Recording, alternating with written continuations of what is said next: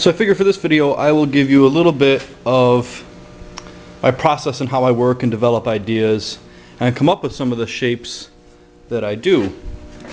Recently I found a name for a style that I've always been drawn to, but it hasn't, I haven't been able to pinpoint it, and it's called steampunk.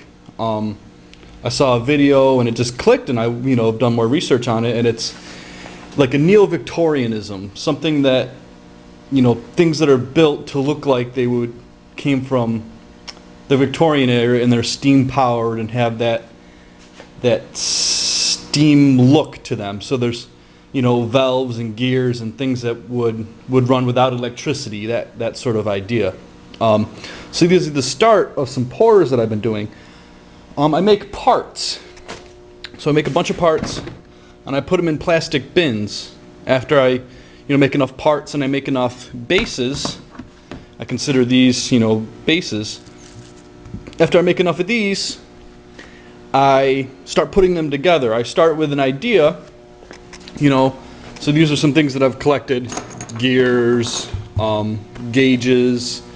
I've taken videos and stuff off of YouTube and collected pictures from the internet and kind of developed what I feel steampunk is. And then I've made parts to fit within that, and then with those parts I try to build different things. So for example, this guy here is a sugar. So we've got little screws and a piece of strapping that hold on the top part here. The lid is held on with little screws, and then underneath the screws poke through. On here we've got the little gauge, and I'll make a piece up here that's probably paper that looks like a gauge, and it might have a little part that turns in it, a hand or a needle. And on the back, like one of the gauges that I've found, it's got machine screws that hold on the back plate. So using those kind of ideas, I am making little parts. So as these progress, like next is to add the spouts and then the handles. As we progress, I will show them and kind of go in a chronological order on which ones I started with and which ones I've ended with.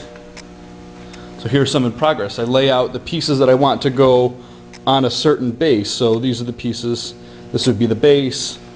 And then I come over to my little board here, and I start cutting the holes and attaching them.